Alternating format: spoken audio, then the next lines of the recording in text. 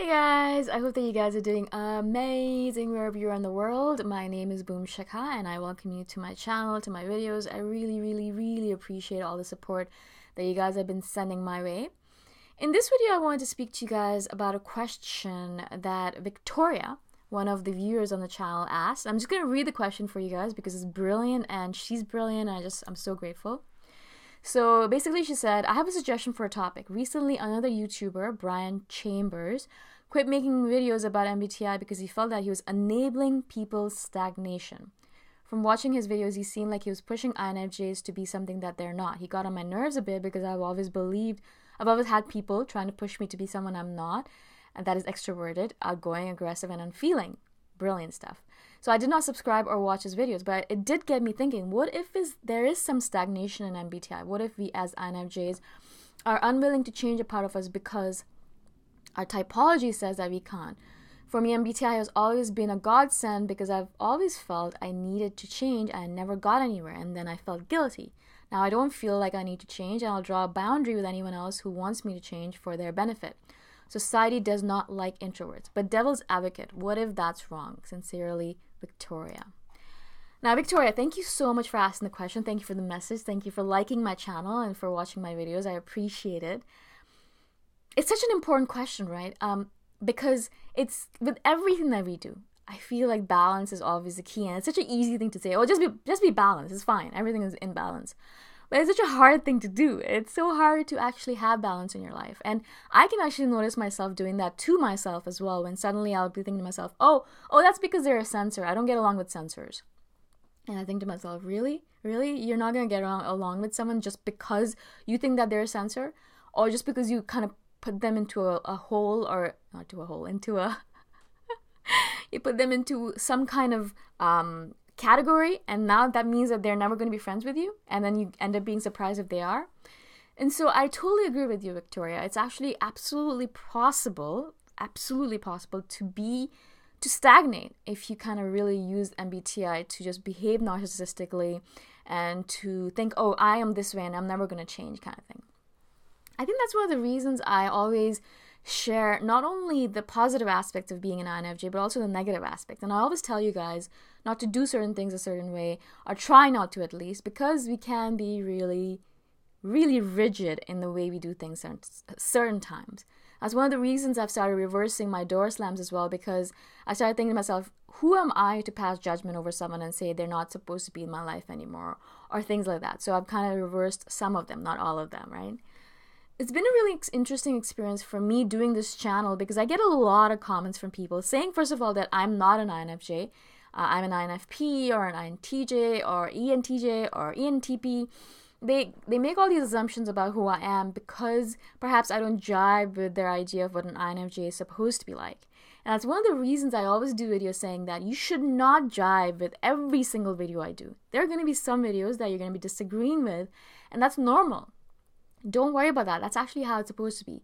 If you're an INFJ, doesn't mean that every INFJ is made from one mold and we're all exactly the same and we're going to be identical to each other.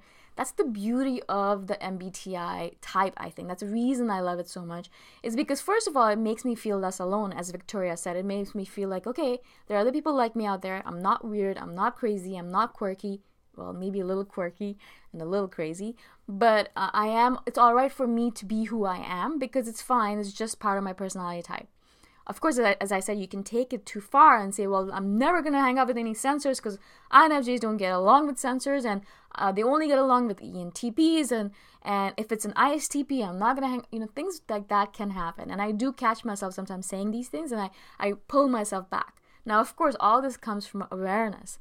All of the stuff that I'm trying to teach you guys, all the videos that I do are not so that I can tell you guys, we are INFJs, we're cool, and we're unicorns, and we're rare, and we're beautiful, and tra-la-la-la-la. That's not the reason I do these videos. Well, maybe the tra-la-la-la part, but the reason I do these videos is for self-awareness. Know thyself is my main paradigm from Aristotle. It is the main tenet by which I live my life. Know thyself.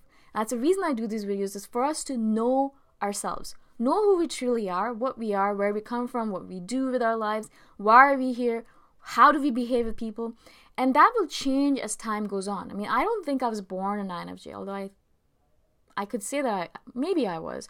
But a lot of people are not born INFJs. I know a friend of mine who was an ENTP or an ENFP, sorry. She was an ENFP previously when I knew her 4 or 5 years ago, and now recently I've spoken to her and she says that she's now an INFJ or INFP, which is really interesting to me because she's changed completely in a lot of different ways. And when I spoke to her as well, she's changed a lot.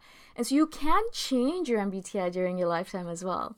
The reason why I love, and I'm hopefully never going to stop doing these videos, is because my channel is all about growth. And my life is all about growth as well. Everything I do is about making sure that we're always growing as a human being.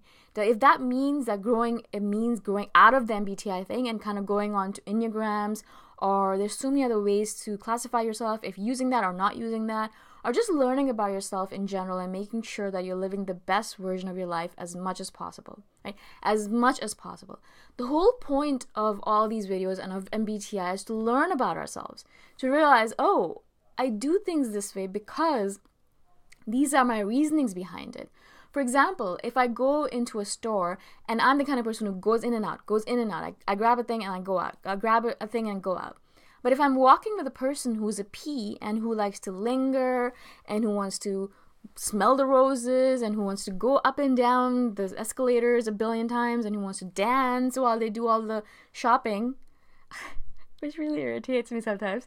But if I'm with a P, that kind of teaches me something about the person I'm with, and that kind of tells me they're not going to be the kind of person who wants to go in and out. Now, I can either be rigid and say, I'm the kind of person who's just going to go in and out, or I could use the MBTI to learn about that person and say, okay, cool. I need to relax myself a little bit. I need to be less rigid. If they want to linger, I need to let them linger because that's their personality type, right?